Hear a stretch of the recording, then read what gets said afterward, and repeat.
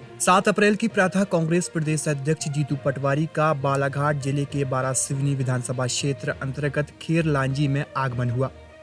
इस दौरान उनके साथ पूर्व विधायक कुणाल चौधरी भी मौजूद रहे। उन्होंने कांग्रेस के लोकसभा प्रत्याशी सम्राट सिंह सरस्वार के समर्थन में आयोजित जनसभा को संबोधित किया, जबकि खेर लांजी में रोड शो भी किया गया।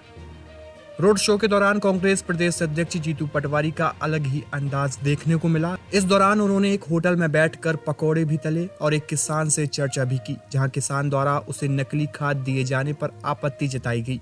जिसके बाद कांग्रेस प्रदेश अध्यक्ष जीतू पटवारी ने कहा कि एक और सरकार समर्थन मूल्य का वाजिब दाम नहीं दे रही है, तो वहीं नकली खाद देकर किसानों को लूटने का काम भी लगातार सरकार द्वारा किया जा रहा है।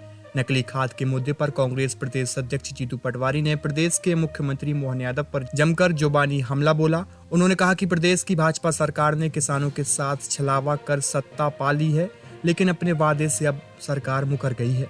तो वहीं किसानों को नकली महंगी खाद देकर लूटने का कार्य भी लगातार सरकार द्वारा किया जा रहा है।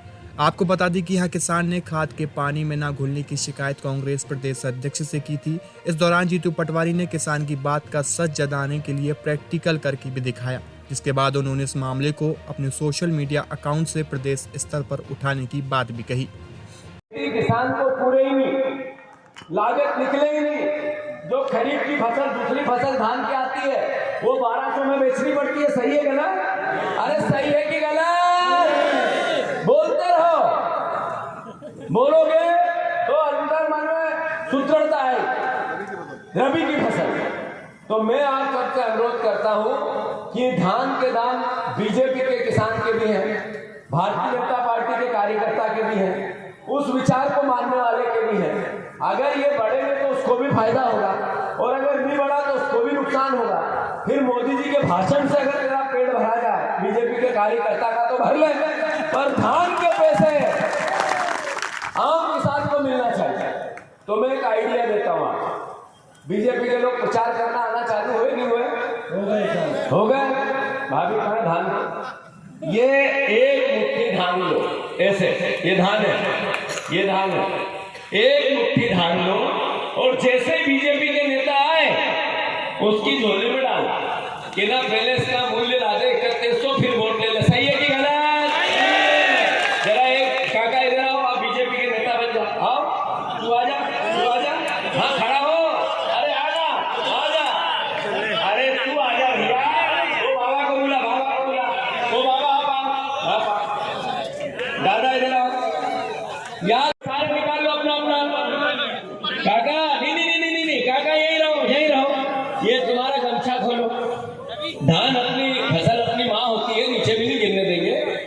मैं फिर से कह रहा हूँ, बीजेपी के नेता जैसे ही आपके घर आए 3100 रुपए धान के दाम दे तो वोट की बात करो, और नहीं दे तो एक मुट्ठी धान दो। ऐसे लो काका, ये एक मुट्ठी धान दो, ये धान दो और कहो 3100 दो तो घुसो, नहीं तो अपने रास्ता ना लो। सही है कि गलत? याद रखो। तो किसान अभी बीजेपी के लोगों की गाड़ियां नहीं घुसने दे रहे, कई गांवों से खबर आती है। मैं आप सबसे इतना अनुरोध करना चाहता हूं, ये चुनाव कितने लोग चाहते हैं कि संविधान से देश चले? हाथ ऊंचे करो। सब चाहते हो? ये लोकतंत्र को बचाने का चुनाव, ये संविधान को बचाने का चुनाव, ये चुनाव वोट के मत को बचाने का चुनाव है, ये नॉर्मल चुनाव नहीं है।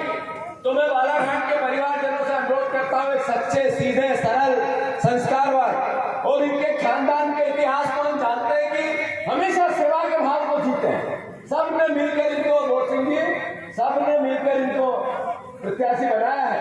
मैं विश्वेश्वर जी से, सारे नेताओं से, हमारी भाभी से, हिना से और सब परिवार के लोगों से आपने बातें सुनी है। सब एकजुटता से कांग्रेस पार्टी का सांसद बनाना चाहते हैं। हर कार्यकर्ता अपने आप को सारेश्वर जी समझे,